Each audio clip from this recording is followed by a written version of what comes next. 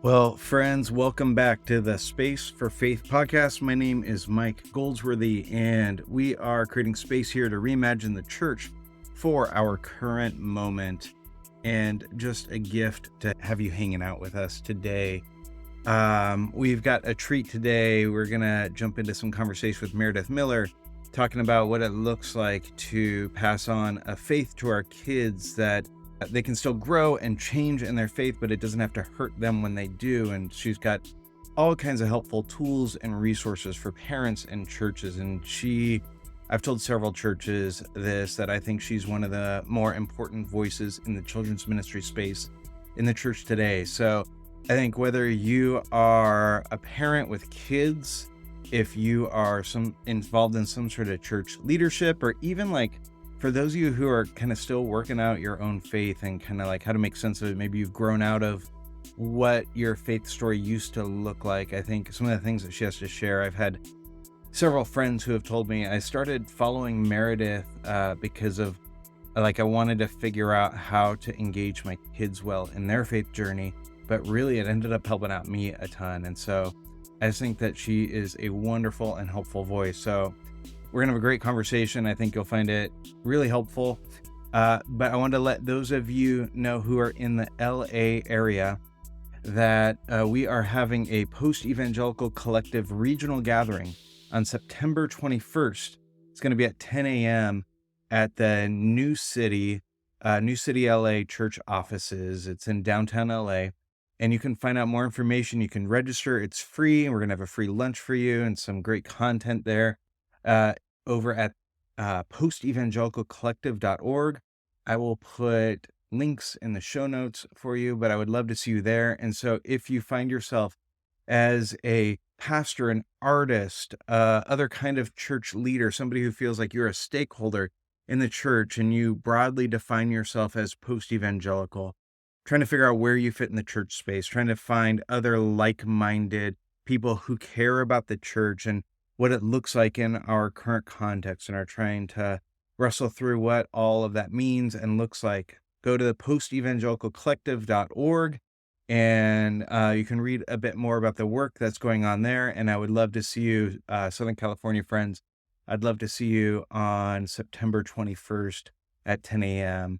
at the New City Church offices. I think that is it for the announcements today. So without further ado,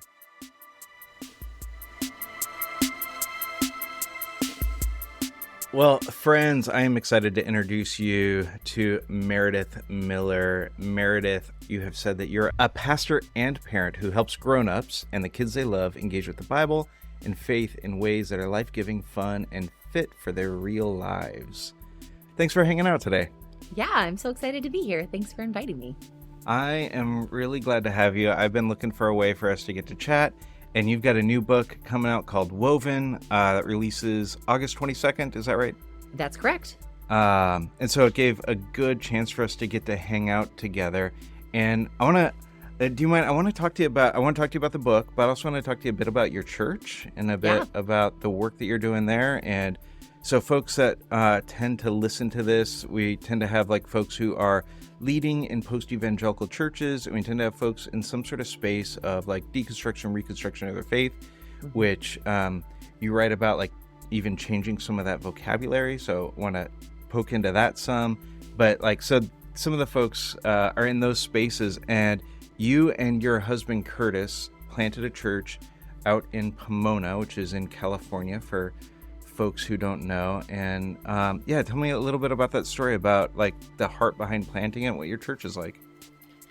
Well, we never planned on starting a new church. That would sometimes be our joke line when we were a bit overwhelmed with our more typical church staff jobs, that, we're just going to quit and start a church in Santa Barbara or somewhere that felt fun to live.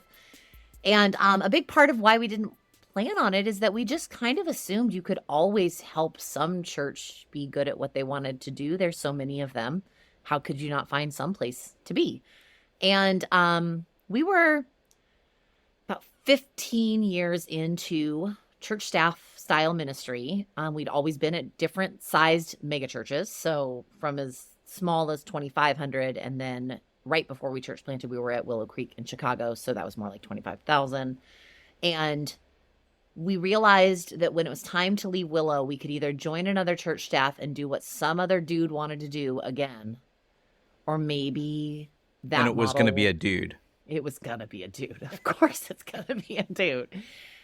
Or maybe we could sort of sit with questions we'd had for a long time about whether the model was even really working, which is hard because that model, if you get hired into that kind of model, it's so stable. And honestly, doing the job for those kind of churches can be really fun. There's resources and there's people who are excited. And if you know, a lot of what I do with kids, like you get to do fun things with them and kids are having a great time. Like there is a lot of good stuff in there. And so you kind of want the model to work because it's stuff you are familiar with, good at, all that. And so instead we sort of traded for like, okay, what about all these doubts that we have about the efficacy of this? What would that mean? What would we do? And so those are kind of the questions that pushed us forward on church starting. And we ended up sort of where we are and how we are, because when you want to start a new church now, the more stable sources to help with that, the denominations and the networks that are making new churches, are overwhelmingly non-affirming of our queer siblings in church life and leadership. And many of them are also unwilling to have a woman pastor. There's a really narrow group of folks that are helping make new churches that are post-evangelical, especially if what you need is some money. And so we had some friends that I grew up with in church who also had sort of found themselves no longer at home in the church that was always their home. And they were willing to help us out. And so we came back home to Southern California, where I've always grown up, and had some friends and started eating dinner in our backyard. And now we're a church on Zoom, which is bananas. I mean, we all had to be for a while, but like, we're just there still. We're closing in on like 3 years, I think, of 3.5 years of being just Zoom. Yeah. And then we eat sometimes, and we go to the park sometimes, and we have Thanksgiving brunch in the park every year as a tradition, and some good stuff like that.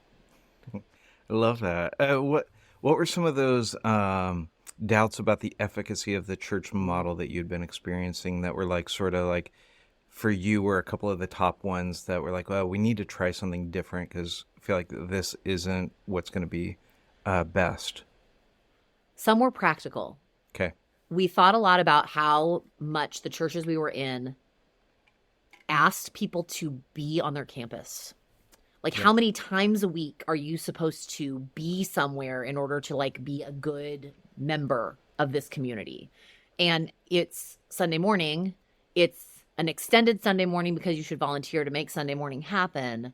It's another time in the middle of the week that you join a group, often with strangers, which is increasingly uncomfortable for people. And so you're thinking like you're talking like 3 times a week minimum just to be like basically a good participant in this thing. And we just started to wonder, like, do I have to do it that much? And also maybe the people who don't want to do that are not like heathen who just don't care about Jesus. Like maybe they also care about the rest of their life. And when we thought about like, what are you trying to form people for as a church community? It's like, you're trying to form them to live in ways that echo who God is in the places they actually do their life. But then we don't give them enough time to be in those places where they actually do their life. We want them to just keep coming back to us. So that was a huge one for us. Like a lot of folks, we watched the presidential election of 2016, and it just felt like a huge miss in terms of whatever we've been doing for far before the election. I mean, probably decades before this election, did not form people in such a way for them to see, at a minimum, the risks, if not the reality, depending on one's opinion, that we picked this person. And what will this mean for the over and over again named vulnerable folks that the Bible gives so much care to? And it just felt like such a huge miss. Like, the model can't be working if we so overwhelmingly picked someone who was going to cause so much suffering for the marginalized. That to me felt analogous to like the German church in World War II. Yep. There's decades leading up to that moment, and then it's their turn and they get it wrong. in their loyalties. And the white cultured evangelical megachurches we were in, that 80% of us voting in a way that hurts people. People will suffer and die because of this choice. And how much it was about claiming what's mine, claiming what I want. It's like, we're not claim what I want kind of people. That's an odd thing to have decided we're going to camp out on. So those things kind of in the real, like, practical people in their lives way, and then the big way where it was like, oh, we're not doing the things we want to do in the world. Those were huge for us. And then coming from the kids side, we had a lot of experience in churches that really just wanted you to, like, do what Fuller Youth Institute calls the dry cleaner model. Like, I drop off my kid for an hour. Can you return them, like, clean and pressed? I've never heard that used. I like that. That's shocking. I haven't heard that. And we don't want to make that for young people. That doesn't help young people become whoever they were made to be, or figure out how they'd like to live in the world, or connect with the love of Jesus. It doesn't do that. And so we had already had some practice at Willow, which people don't always expect, but like our curriculum at Willow that our team created together was meant to sort of start pushing on that and do something different and try new things. And it was working really well. And so that was some encouragement to say, like, we want to do more like that too. Yeah, I love it. Yeah, we didn't want to join another church that was going to do the big box curriculum that keeps telling kids to go be good over and over again. Yeah, I mean, I think a lot of folks don't realize Willow, like, my understanding is, I obviously wasn't there, but there was a lot of, like, experimentation that was happening there that there was space for during a certain period of time. It seems to maybe be less true now, but during a period of time, there was a lot of room for all kinds of different experimentation. There really was. I mean, that was the same time that the practice was happening with sort of looking at modern liturgical. My husband Curtis was doing a lot with them. As long as certain things were stable, then other things could be played with. And so as long as kids, for instance, were still, like, having fun and wanting to be in the ministry, the senior leadership, who didn't know very much or care very much about children as a conglomerate, like, but all they really cared was if a parent picks them up and the kid says they had fun, you guys can do whatever you want in the middle. So we could change our curriculum to do what we thought was better, because it's still got to be fun because it's for kids. Like, that's just kind of that should be a no-brainer. Yeah. And so that gave a lot of space. That value meant we could play around a lot, which I was grateful for. Okay. Well, I could talk a ton. I've got a ton of questions about your church, but I don't want us to go too far down that path. But for folks that are listening that, like, haven't found it, like, are just kind of in between and haven't found a space to land, I'll put a link up, since you all are doing Zoom church, that wherever folks are at, you're able to hop in and be a part of the work that you're doing. And Curtis, who people won't hear, is a great preacher too, so you'll get some great things being a part of their church. So check them out. It's a lot of fun. I think we worked on Zoom in ways other churches didn't, because we were never a sit and watch what's happening from a platform group. Sure. So if we were in our backyard, we already were like only 45 minutes for the formal stuff. We were already preaching just 15 minutes at the most. We already had space for people's responses and stories and conversations. So when we had to switch over, it was like, oh, we use breakout rooms, only now we call them virtual brunch, because we used to eat together, and we have people bring their stories, same as always. And we are already used to preaching shorter, which is great because none of us can pay as much attention on Zoom. And so some of that sort of playing around with the order of service, often by drawing on stuff that's been in the tradition for a long time. It's not like it's radically new. We didn't invent anything, but just piecing it together in a more playful way has made it really fun for everybody, because we spend like half of our time, like our literal number of minutes we're together, at least 50% of it is in conversation and stories. It's wonderful. As opposed to like one talking head. Yeah. Yeah. So good. That's so good. Well, so at some point though, you start putting stuff out on the internet, and you start talking into your phone and talking about parenting and faith and kind of the intersection of those. And you've got a ton of people who are trying to figure out, like, how do I make this work with my kids? That they were folks maybe like you and I who had grown up in church and maybe are, and now have their own kids, and maybe are even in different places than they were, and they're just trying to figure out, like, what do I do here? And you started gaining a bunch of traction, and people started paying attention and were like asking you stuff. Like, what did you notice in that? What were people looking for? What were you saying that was resonating? I was so surprised because it started with the closure and curriculum coming home from churches and my friends feeling like this wasn't what they expected the conversations to be about, or they didn't quite like it, but they weren't sure why. Oh, like There a was some, take home thing from like went to kids ministry and here's the thing to talk about when you go home. well, so that's what they've seen so far. They had Okay. been given sort of parent handouts, but in March of 2020, churches were sending home the whole curriculum. Like, here, mom and dad, do it at Oh, home. yeah, yeah, yeah. Or like, so more stuff's coming. Or like, hey, here's our video because it's, family church from home in the living room.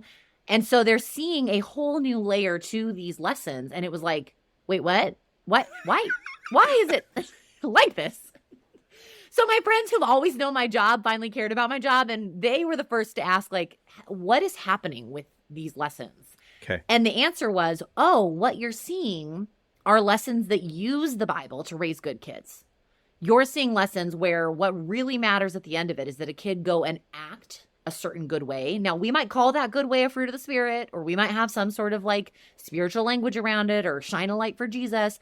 But ultimately, the whole point of the lesson is for the kids to go do that action.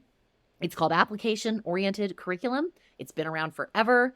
And the upside is that it means to make faith relevant to kids and their lives. And the downside is that sometimes in order to establish that relevance, it simply becomes absolutely moralistic. It's just a big project and good kids. And the reason for their goodness is vaguely God and the Bible. And that filter became, I think, the thing that resonated with people most strongly was when you start talking about moralistic faith and how it uses the Bible or misrepresents God. Then you have people who aren't just watching it with their own children, but realizing it's a big part of their own upbringing and that it's a huge thing they're trying to untangle because the God of moralism kind of stinks. And they're wondering like, wait, so is that what God's like? And if God is not like that, then what does that mean I do to help my kid meet God in a healthier or more aligned sort of way? No one pretends they can get that perfect, represent God so well to their kids, but within reason, right? What can we do? And that's, I think, a big part of where my having spent so long in church curriculum world and with kids and such became helpful, which was so fun. I'm so glad it's helpful. Well, one of the themes that I've seen show up quite a bit in your work, both online and in your book, is that picture of moralism, of a moralistic God, of moral therapeutic deism. Do you mind unpacking that a bit? Like, what is a moralistic God? Why is that an issue? Yeah. So around 2009, Christian Smith and his team from the University of Notre Dame, sociologists, released the study that coined the term moralistic therapeutic deism. That most young people in the U.S., regardless of faith tradition, thought that God wants them to be good. The point of religion is to be happy. And that an out there, far away God is kind of watching. And that God will come in to like prevent crisis and, ensure happiness if you're good enough. And so it becomes a contract. If I do the good stuff and don't do the bad stuff, God owes me protection and happiness. And so one of the things that's interesting in 2023 from research in 2009 is that a lot of the faith communities and institutions and resource makers didn't change a darn thing after we learned about it. We just kept going. And so it's kids experiencing the substance of their faith as list management. I get a do's list and a don't list, and I am working as hard as I can to maintain those two lists. And then you fast forward that to crisis or pain, and a kid has no alternative but to think either they were not good because look at how this crisis has come, or God is not good because they didn't keep up their end of the bargain. And so you end up with someone who's very disillusioned in their pain and doesn't believe that God is nearby because the deistic God isn't nearby. Or you get a kid, on the other hand, who is just stinking exhausted. Like, list management is exhausting and they try so hard to be so good. And some point comes, usually in their young adult life, where they're tired. And there's no grace around for that. There's no other model for how to connect with God or be part of a community. There's just being exhausted. And they think the next thing they have to do is muster even more energy to just try again. And the idea of doing that on and on into perpetuity is not a very appealing religion. Yeah, it's interesting as you share that. I was thinking about some folks that I know from previous experiences that that would have been their upbringing and their concept of God, and for some of them that ended up in healthier places, a part of how they worked through it was a sort of through spiritual formation pathways, and that they're in kind of a different kind of place as a result of that stuff. But their kids are still in programs that are still oriented towards a moralism kind of teaching. And even as you're saying that, I'm seeing this like huge disconnect between kind of the place where they are at of being able to rest in the goodness of God and being able to sort of just rest in that rather than having to perform, but that their kids are being taught the very thing that they had to unpack to get to a healthy kind of place. Is that your experience? Do you feel like people are experiencing that sort of thing, or am I off? No, I don't think you're off at all. I think there are a lot of adults that exactly that have found this healthier understanding of who God is and what that means for how they respond in their lives. But all the major big box curriculum in the United States, all the major family devotionals that hit the market, and you can get them on Amazon, like, it's overwhelming how much that's still the model and how little has changed towards the idea of, like, what if you're building a family faith culture, not just teaching your kids what so-called obedience means. And I think that's actually a big part of where it gets tripped up, is how we think about obedience. And we can, circle back to that in a bit. But it's wild how little exists so far to help a whole family just raise their kids in that kind of restful, anchored in love, unique to their own family. Like, Spiritual Pathways was life-changing for me. The actual original book, Yep. Sacred Pathways. The idea of there being these options that were not just show up at the church building to sing the songs and listen to the talking head and try real hard. I super needed that because I was at a point in my young adult life where the things I had done that had worked, that I had enjoyed, they didn't work anymore, even just for practical reasons.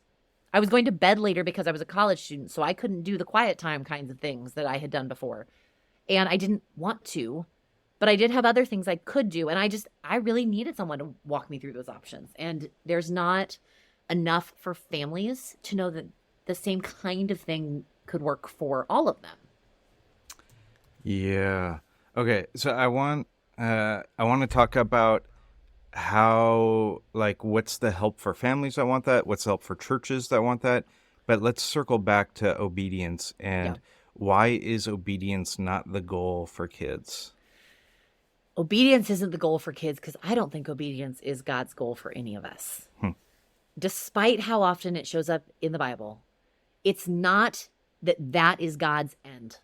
Obedient humans. Obedience is a secondary response to trust. I don't do anything that someone tells me to do unless I trust them. Yeah. I don't change anything in my life unless I think that change will be for my good because the person inviting me to that change wants good for me. And ultimately, when you see really massively disobedient people in Scripture, which is one of the things I love about our Bible, how much we tell stories of, like, wildly screwed up situations because people did awful stuff. But when those folks trust this God, there's always a way back. There's never too far gone. There's never too wrecked. There's always some way forward because that's who our God is. And so I am concerned how much we've decided that the goal is obedience, and we know exactly what obedience looks like, and therefore we can tell kids what obedience looks like, train them in that obedience, and we completely bypass kids getting to know who God is or why God is trustworthy or why any of those obedient choices might be life-giving in the bigger sense of things. We don't think we need to do that. We think, teach kids to be obedient. And then here's what's I think, really beneath that is if you teach kids to be obedient, then the parents who really want compliant children get compliant children. Yeah. Or they overpromise that God will somehow, like, #bless that kid. And they just think the kid's going to grow into trusting God because the obedience will, like, magically create a great life. like it's still got a lot of control going on. And Yeah.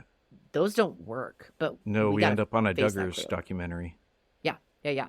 But everything is built on the idea that, like, of course, God wants us to obey. So what's wrong with teaching kids to be obedient? And it's like, well, you're doing that at the cost of them not actually knowing God in any meaningful way for themselves. And you're doing it at the cost of not giving them a process for that, right? Like Jesus's folks got 3 years to hang out. They knew more scripture than a lot of us. They knew the whole story of who they're waiting on. And they get 3 years to figure out if this dude Jesus really is who God has sent and who he claims to be as full grown adults. Like, that's a long time. That's a whole process. And kids would need something similar. Okay. Yeah, so I'm thinking about parents who had experienced the obedience sort of training. They're not wanting to pass it on for their kids, and so they end up at a place with nothing because they're like, I don't know what else to do. I don't want them in that kind of a church, so I'm pulling them out of those kinds of churches. Yeah. We don't know how to. What's the better, more positive response to this? I'm saying no to that, but I don't know what to say yes to. Yes. What is the thing that those parents move towards? Okay, so what they move towards, why the book is called Woven, is a metaphor where you think of faith like a spider web. That a spider web is constructed by having these anchor strands that the spider finds, like a firm, fixed thing, a retaining wall, a strong branch, and then they swing across and they grab the second strong thing that they can anchor that thread to. And they create these anchor strands that give the web its strength. And then the spider uses a totally different kind of silk even to weave internal threads that give it its unique look and texture and beauty. When we imagine faith a bit like weaving a web, then what we're moving towards is that I'm going to help my kid anchor to who God is. And I can do that in a lot of ways, and I'll come back to that in a sec. But I'm going to anchor to who God is. And then our families, internal threads of our family faith culture get to look unique to us. I don't have to follow a formula of like dinner time devotionals and perfect bedtime prayers and every Sunday school attendance. I get to weave a web for our family of the faith practices that are not only part of the broader Christian tradition, but make sense for who we are. If we are not going to sit at a dinner table because it's not our family rhythm, maybe we don't have to do that. Maybe we talk best in the car. And maybe my kid is actually at their best in the morning. And so we sometimes do some stuff in the morning, but by the end of the day, we all just get ourselves to bed because they're spent. And so when I imagine what I'm doing is that we're weaving a web as a family, that I'm helping my kid weave a web of their own, well, then I can pick some attributes of God that I feel really confident in. And I could always start there. What are the 2 or 3 things about God I feel most confident in now? Even if I'm someone who is in a reconstructing and deconstructing sort of space, there's probably a few. You could say, okay, what are a few places in the Bible where a kid would see God being that way? And you tell your kid those stories. Like, just tell them. You don't have to have them read a Bible or have a kid's Bible or anything. You could just talk about them at some point. And then you start to think about other kinds of things that help kids connect to God's love. Are they outdoorsy kids and you hike? Are they, art kids and you draw together sometimes? And then every now and then you just take a little thread connecting that thing to, I love that picture. It's so cool how God made you creative. Oh, so beautiful today. I love that God chose to make everything so diverse out here. Like so many different plants. Like it doesn't have to be belabored and heavy-handed. It's just weaving little threads that connect the idea of who God is to the more practical things we do. Yeah. There was for me a major shift that happened kind of in my own faith journey. Dallas Willard had a significant impact on me. And one of the things was the way that he viewed spiritual formation, and that anything could be a spiritual discipline. Anything could be a spiritual discipline. Truly. Yes. He said one time that golf could be a spiritual discipline, and his thing was as long as you don't keep score, because then it had a different objective. But anyways, the idea of opening that up to your kids of a hike is a spiritual discipline in a way. Yep. That it opens you up to connect with God in a way that, and there's such a freedom in that's been for me so helpful in my own sort of journey. Same, because my kids don't like the formula. So even if I was going to try and do it, like, they don't like it. They have never liked any children's Bibles we've ever happened to have around. And I mean, let's be honest, I don't usually like them either. But, we try to have them around because the art and so on, they don't like them. They just want me to tell them stories. They don't want to read them. They want me to tell them to them. Okay, we're going to do that. They don't sit at the table for anything, right? Like, we are still working on the idea that maybe we don't picnic on the couch because you guys spill every single meal. But they just don't. There's no dinner time devotion to be had. Like, all of that formula stuff. And we're now in a church that does not have a formal children's ministry that they can attend Sunday school in every single Sunday. That isn't where we're at as a faith community. And so we need other stuff that keeps them getting to know God and getting the chance to respond to God. And I'm so grateful that there's options, because they hate all the formula. Yeah, so it's much. so good. It's so freeing. It's so helpful. Well, and you were talking about the idea of when you're telling the story of Scripture, centering on God and the character of God rather than on the people in the story, which I Yes. found really helpful. And you told the story of David and Goliath in a way that, like, I thought was a really helpful, because that's one that gets used all the time in children's. It gets used in adult sermons too, in a way that, like, that you point out some of the danger of using it. Do you mind sharing a little bit of how you tell that story? I thought that was really helpful. No, I'd love to. Okay, so if I'm doing the obedience training model or the high application model, I'm going to say that David went to the battlefield and heard Goliath taunting the Israelites and thought, this cannot be. And he had courage. And so he went and got his rocks and he threw them at Goliath. And he was not afraid. And Goliath was struck down.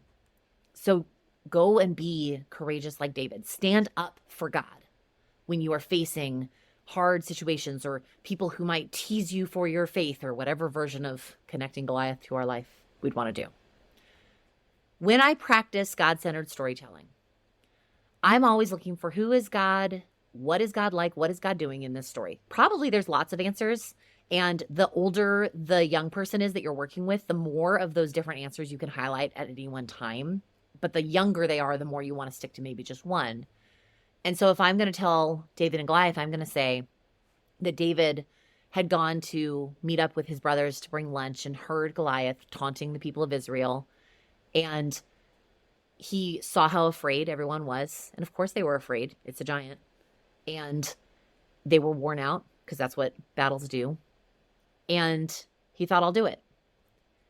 And then I would stop and I would ask kids, why do you think David said yes? What do you think David might have known about God that made him able to say yes? I wonder if it's that he knew that God would be with him. In fact, in the Bible, that's what it says. It says that he knew God would be with him and he wouldn't be alone. And so he went to the river and he grabbed his 5 stones and he went before Goliath and he said this really neat thing. He said, I come before you in the name of Yahweh of Israel, who's going to help me defeat you. And so I bet David probably felt really scared, don't you think? He probably did. But he grabbed a rock and he threw it. And wouldn't you know, Goliath went down. What are some things that make you feel scared sometimes? And you let kids answer. Is it easy or hard for you to believe that God would be with you when that happens? I'll tell you, sometimes it's hard for me when I'm really afraid of something because I know I can't control it. And I sort of hope that if God is with me, it's all going to work out perfect. But I know it might not, but God's still with me. I don't know. What about you? And so from there you go into all these different places. But it's very different than David was courageous. You go be courageous. David stood up for God. You better stand up for God. It's, of course, we're all afraid. Here's who God's going to be for you in your fear. And the way that focusing on God as a character and highlighting an attribute allows kids to enter a story, to me, there is no single practice that has been more helpful in how we approach the Bible with kids than God-centered storytelling. Yeah, I mean, you genuinely, as you're sharing that, like, I was getting goosebumps because, like, I have my master's degree in this stuff, and I don't know that I have ever told the David and Goliath story in the way that you just were. Like, I think I have often. In fact, there's probably people listening who have heard me preach it, who would be like, "Yeah, Mike, I heard Mike preach it that first way." They're going to call you out. Yeah, that I mean, I don't think I ever did like, what are your 5 stones that you need to have or whatever, but I'm sure that I did. I'm sure uh, that I oriented. It was not a God-centered storytelling around that, and even like thinking about Old Testament stories or the stories of the Hebrew Scriptures, like that it's such a helpful framework for how to engage in those well. It helps with the fact that a lot of those stories are, especially, I mean, they're tricky for all of us. The culture is Yes. so very different. And not every story in the Old Testament or the Bible at large is age accessible for children. There's definitely a bunch we should skip anyway. But there are some that become a lot more accessible once you flip. So, like, my husband Curtis was the 4th and 5th grade teacher for a few years at Willow. And Was he we really? he was, yeah. He was That's also amazing. the kindergarten 1st grade teacher. And that one, he got to use more voices. He had a German accent when he was Professor Wunder one time. And he was like a super broed out surf lifeguard and like all that. Well, we did this series with our 4th and 5th graders called Heroes. And we did Abraham and David. And I can't remember who else, and it doesn't really matter. But what we did was tell about how they failed. So we talked about like Abraham gets held up as a hero of faith, but let me tell you about the sister wife lie, like this time of absolute faithlessness. And who was God? God is faithful, no matter what, right? Well, this meant that this was the very first time we did David and Bathsheba in grade 4-5. We didn't do it at the younger ages, but for those older kids, we do David and Bathsheba because David doesn't have to be a hero. David can be a complete and total jerk, which is too soft a word for that experience. But when Curtis said to this room of 4th and 5th graders, so he cheated on his wife and he takes this other person and wrecks her family, the room was like audibly like, oh, because the number of kids in that room whose families have been disrupted by unfaithfulness relationally and distrust is high. So suddenly the idea that there's a character who in their own way and time had done something so hurtful and disruptive and made such a mess of everything, like, that's relevant. That, like, victims being caught in the crosshairs of that is those kids. Me having to juggle my new split family schedule and my parents' emotions, and like they feel that. And it works because in the end, you're talking about a God who is able to work in and with anybody after any mistake, no matter what. Have you ever felt like you've made mistakes that can't be fixed? Do you have people in your life who've made mistakes that you think maybe can't be fixed and you got hurt? Like, all these things, because we don't need hero David, because the humans aren't the heroes. Yeah. I mean, that shift is so helpful. And it's, so in the book, you give a lot of practical tools, a lot of like practical tips, especially like the second half of your book is a lot of like walking folks through some practical tips of here's how you make some of these shifts and changes. And I don't want to go through all of them because I want folks to, give you money and help your kids and all of that. But one that I wanted to poke into a little bit, because I thought it was just a really helpful question that I thought folks who are listening to this would appreciate it, is you bring it up when you were talking about in California in 4th grade, our kids go through California history. And one of the things in California that I grew up in California also, and that that gets told in 4th grade is that we have these missions that were here. And when I was in 4th grade, the story was about how wonderful these missions are, about how much they help bring about agriculture, about how we've got there's all kinds of stuff around it, right?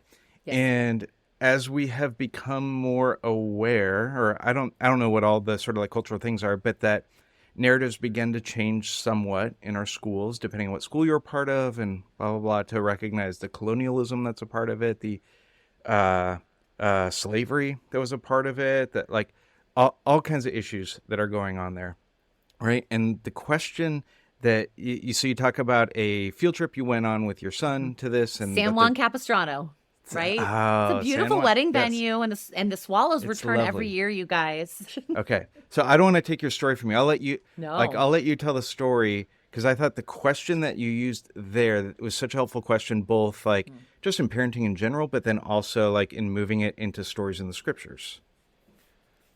So San Juan Capistrano is beautiful. And yes, the swallows return every year. And I was a chaperone on the field trip, and we get to one room along the way where the docent says this room is devoted to the indigenous community that was part of this area before the mission was built and was, then part of the mission as it went along. It was the only room in the entire mission devoted to the indigenous community and their story. Like, you get 20 feet by 40 feet and some pictures and some cooking tools and some jewelry.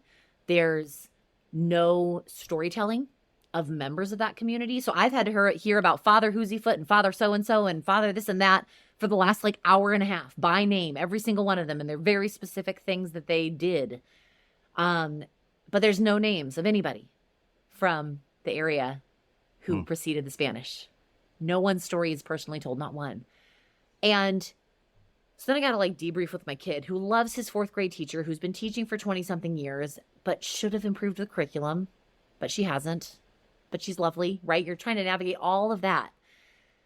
And so the question was, hey, as you think back on the trip, if you think back about this little mission unit your teacher had you do, I'm kind of curious, whose story didn't you hear? Whose story wasn't told? Because I heard a lot of stories about the priest guys. I didn't hear a lot of stories about women. I didn't hear a lot of stories about children. I didn't hear a lot of stories about anyone from the indigenous community. Did you notice that? And that just has become a really helpful question for us when it comes to knowing that we're anchoring to God is just. But then you have young people and they're learning what it means to practice being people of justice. And whose story is missing has been a really helpful on-ramp to, if their story is missing, what might that mean should happen next? And especially when you come from privileged places, often if someone's story is missing, you've been told that you should tell it, voice for the voiceless and all that. But again, as we learn more, listen better, people are saying, well, maybe what you do then is find the people trying to tell that story and see if you can amplify in some way or share or point back. Maybe the ones who are telling their own story need political support, policy support, and we could, connect with that. Maybe someone can't tell their own story because some other obstacle has prevented them from being able to move forward. Can we be part of moving the obstacle so that their voice can ring out? And so all of those potential next right steps often flow from just noticing on the front end, whose story is missing? Whose is being told? Whose is missing?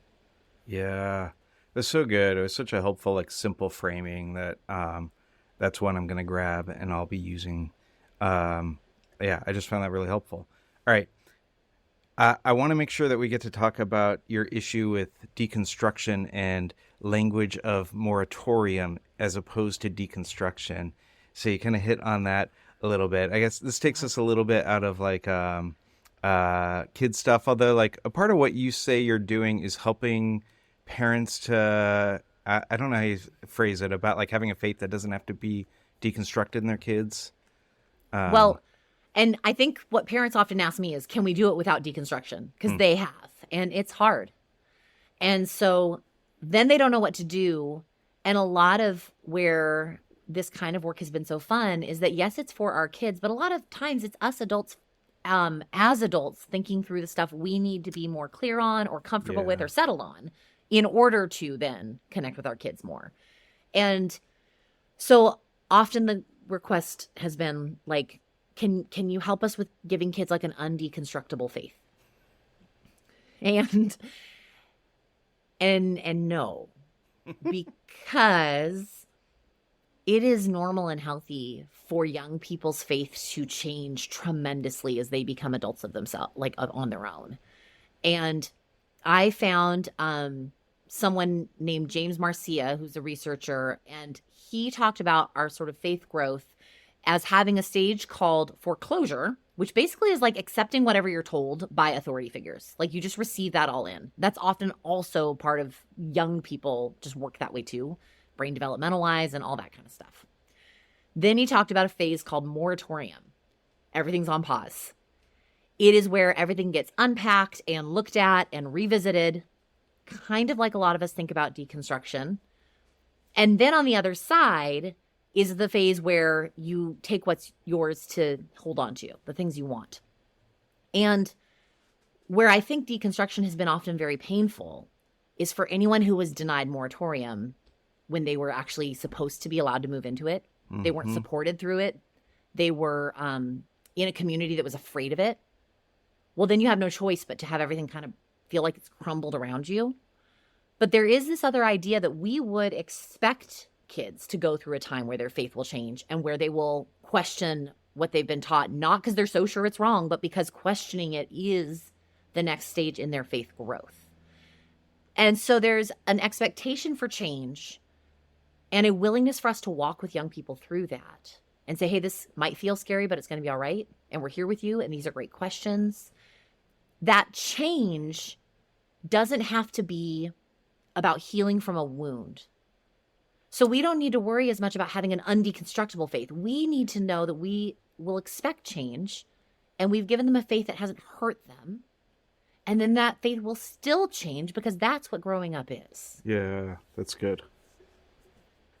And within all of that, I have questions about calling it all construction and deconstruction as it is. Sure. Deconstruction is not my favorite term either. I've said on here multiple times that I tend to use it because it's what's in the larger sort of zeitgeist vocabulary. Yep. And so people get it and they know. Yes. But yeah, I mean, I like to use language of like faith expanding, faith evolving, faith growing and changing. Because I do think, I agree with you. Like, I think it's normal and it's expected. And it's normal and expected not just in faith.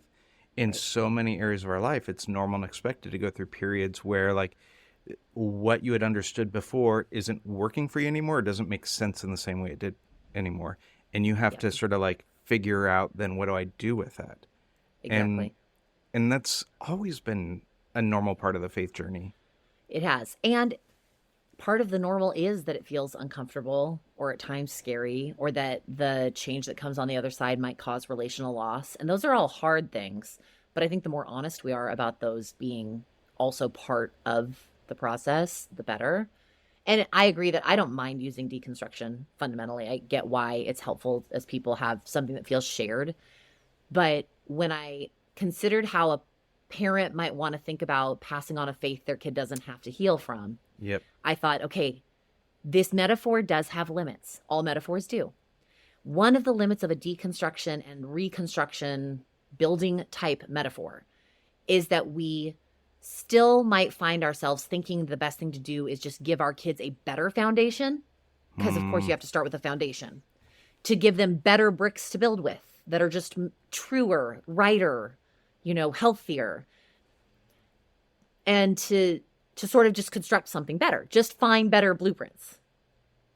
But I think that if we entertain the idea of it's more like weaving a web, our faith, it's far more web than walls. Then what I'm helping my kid do is build something that is fundamentally flexible. Like the metaphor of a spider web is a flexible image from the jump. In fact, one of the things I loved that was part of the book was this MIT study on why spider webs are strong. Because this is like a famous thing, the strength of webs. And everyone would be like, I'd love my kids to have a strong faith. Well, spider webs are strong. The reason is their ability to flex under stress. High wind, something catches it. That their ability to bend under stress is where the strength comes from. Walls don't bend under stress. Whether that's the stress of, wow, something happened in the world that doesn't line up with my view of God. Or the stress of, wow, these faith practices I used to connect with are really leaving me with nothing. And I can't keep trying them. That stress, if we're saying that's okay, because I can roll in something new. If we've worked in that kind of space, it helps us move through it. Yeah. So if the like building blocks for some folks were like the moralism was kind of like a personal moralism, right? Like, right. And whether that was personal piety or things like courage and things like that, what then are you seeing in some of the post-evangelical spaces if they're just trying to replace bricks with different bricks? Like I got to give them a better foundation and got to give them better bricks, better rocks, a better wall. What are some of the things that are replacing that are a kind of moralism in that space? I'm really glad you made this connection and brought this up because I have thought about this a fair bit. Because you can have a list management based faith around any sort of items. Yeah. And that's one of the places where Dallas Willard was very influential on me was that simple phrase, the gospel of sin management. Yep. Well, if you move into a space that says what we believe to be most sinful relates to injustice, racism, and truly, yes, of course, these are sinful things. I'm not at all questioning that. But again, if you don't rethink how you're going to talk to the young people in your community, you just make that the list. You do justice and show up in community action environments and recycle and compost and whatever other kinds of things sort of mark compassion and justice efforts that we think flow from following God.